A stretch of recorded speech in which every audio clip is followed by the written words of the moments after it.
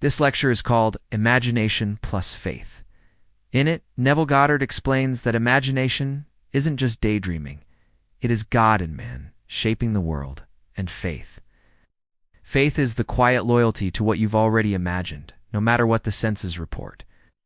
Let's listen, and afterward we'll pause to reflect together. Tonight's subject is imagination plus faith.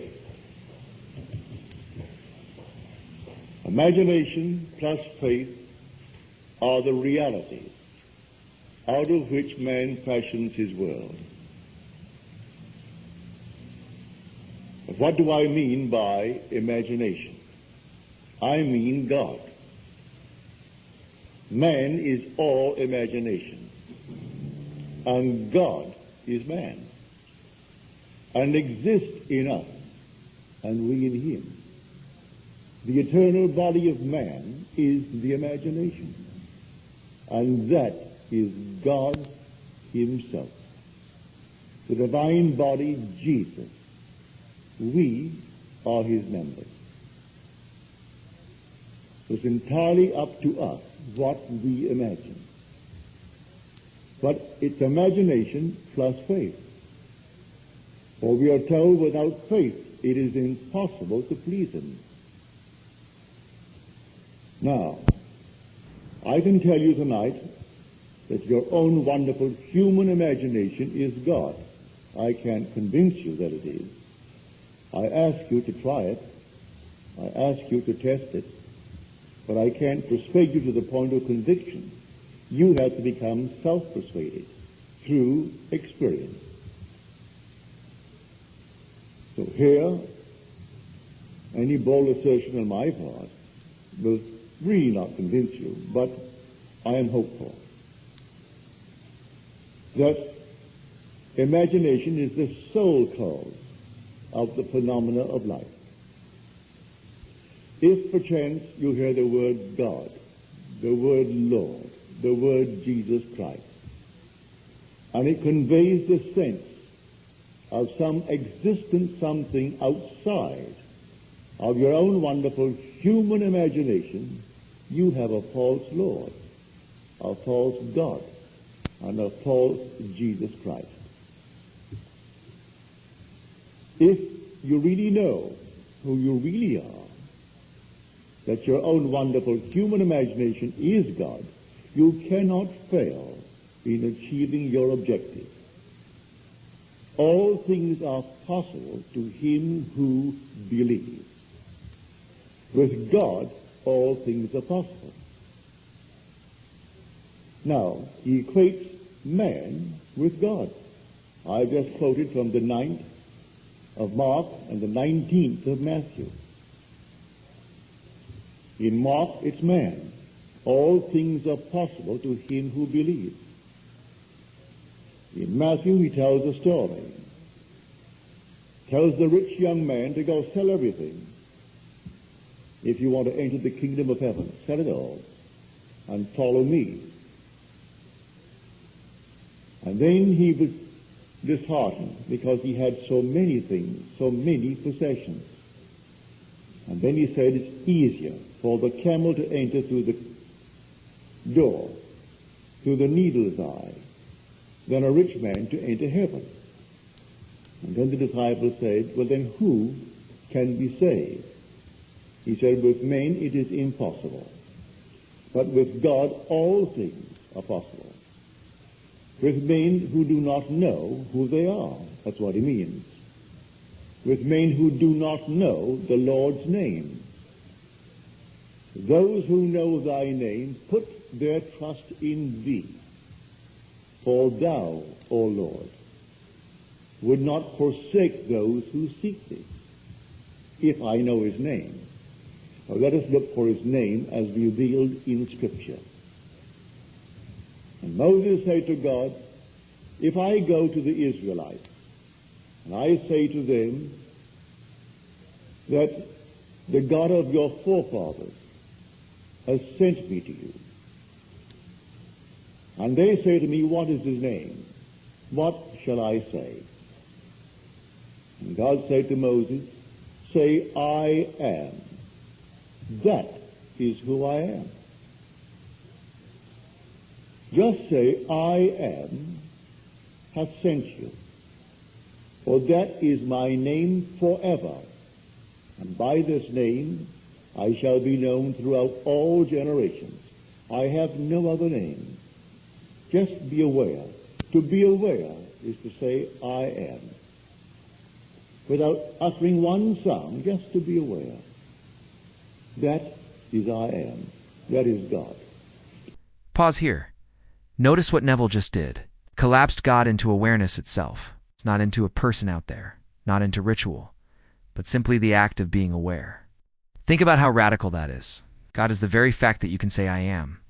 Most people hear this and still slip back into picturing an external savior. But if you catch what he's saying, it means you've been carrying God with you in every breath, every thought, every moment of attention. Now that's what I mean by imagination. Now what is faith?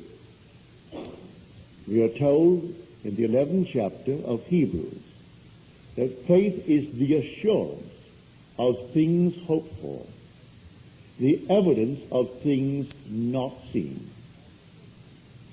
By faith we understand that the world was created by the Word of God.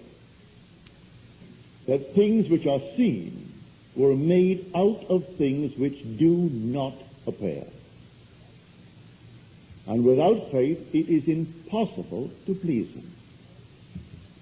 He calls a thing that is not seen as though it were, and the unseen becomes seen. Now, having found who God is, my own wonderful human imagination, then how will I go about actually creating something that at the moment seems either difficult or even impossible? I start, first of all, naturally with God. Well, God is my own wonderful human imagination. So the most blessed gift in the world is a strong, vivid imagination, a clear idea, and a determinate vision of things as I would like them to be, all within my own mind. Conjure a scene which would imply the fulfillment of my dream. See it clearly in my mind's eye. Give it all the tones of reality. Give it as much sensory vividness as I can. And believe in that imaginal act.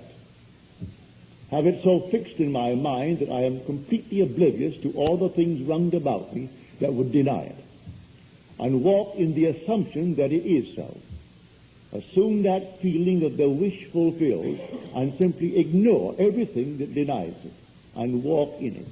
And I'm calling a thing that is not now seen as though it were seen. And that unseen state will become seen. This is the part that challenges us most. We here assume the wish fulfilled, and our brains instantly add steps. We think, first I need proof, then I need signs, then I'll believe. But Neville's saying the opposite. The assumption is the proof. The belief itself is the act of creation. When you delay, when you add steps, you're saying I don't yet have it, and so you push it into the future. But the imagination, when coupled with faith, collapses time. It pulls what seems distant into the now. I tell you, I know this from my own experience.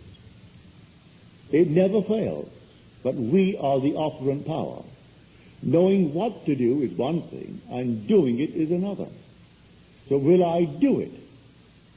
To know it all well and good, but will I do it? Those who know thy name put their trust in thee. In any other God, it's a false God. To turn to any other God, you're turning to a false God. He is housed within you, as you're told in Scripture. Do you not realize that Jesus Christ is in you? Examine yourselves to see whether you're holding to the faith. Test yourselves. Well, now, I can test you right now, this very moment. In fact, I've already given you the test. and you be the judge as to whether you failed or passed. I use the word God. I use the word Lord. I use the word Jesus Christ. If your mind jumped on the outside to something other than your own wonderful human imagination, you failed the test. Do you not realize that Jesus Christ is in you? Or if in any way, and no matter how you try to excuse it, the mind goes out to some image on the outside, no matter how beautiful it is, how altogether wonderful it is, if it goes out, you fail the test. So we are told, examine yourselves to see whether you're holding to the faith. Now he tells you what it is. Do you not realize that Jesus Christ is in you? Unless, of course, you fail the test. Now, it may be a shock to the whole vast world, but I cannot avoid telling the story. I've experienced it. I can only share with you what I know, and I am telling you that if you dare to assume the feeling of the wish fulfilled, knowing who is doing it, it's God doing it. For God is your own wonderful human imagination, and He is doing it. So if you dare to assume it and you walk in the assumption that it is so, ignoring the senses, ignoring the facts of life that deny it, in a way you do not know, it will become a reality in your world. What do we really hear when Neville says, imagination plus faith?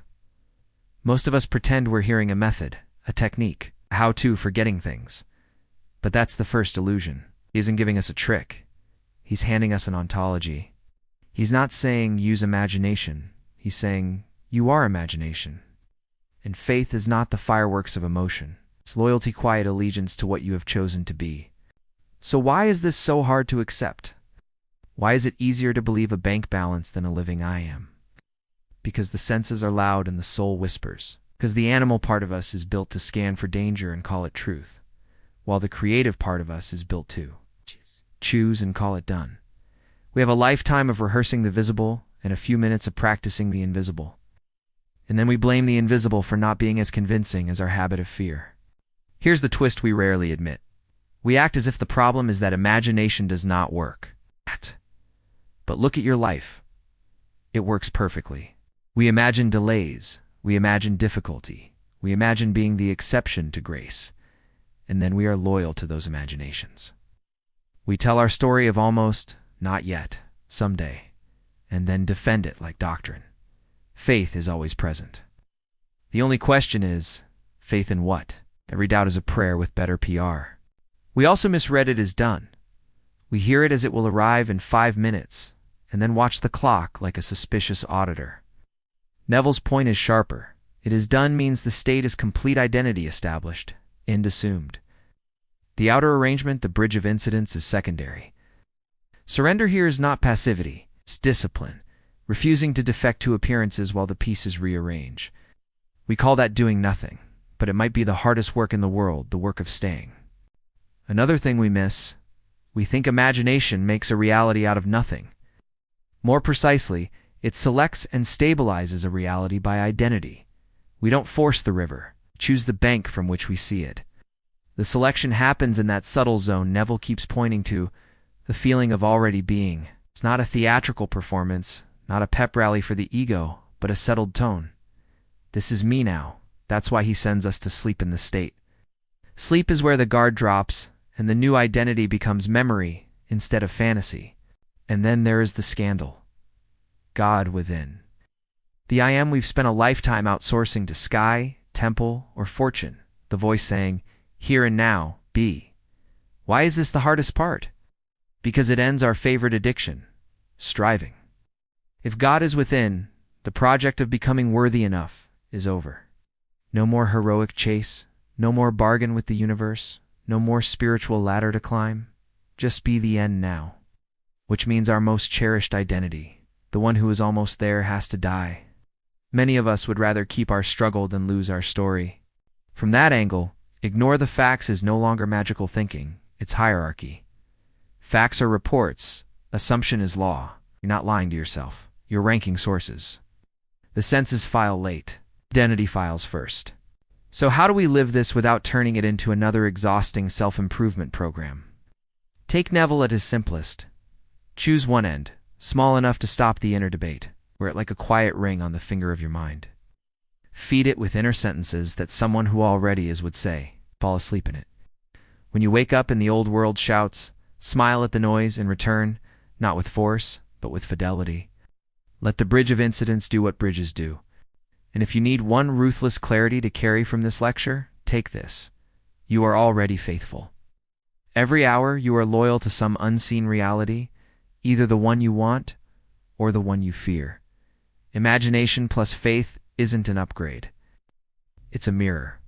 Look at what your inner loyalty has been purchasing and decide whether you want a refund.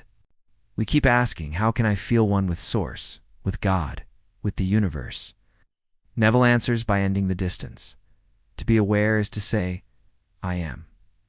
There is no other name. The separation was theatrical. The reunion is ordinary. It's not thunder, not lightning, just the quiet fact of being. If that feels anticlimactic, notice who is disappointed, the part of us addicted to spectacle. The Creator prefers simplicity. Choose, believe, rest. So let this be the final sorting. Either the senses are your oracle, or the I am is. Either you keep adding steps to postpone what already is, or you live from it and let the world catch up. If you must doubt, doubt your doubts. If you must be loyal to the end you've chosen. And if you must pray, let it be this. Not make it happen, but thank you, it is done.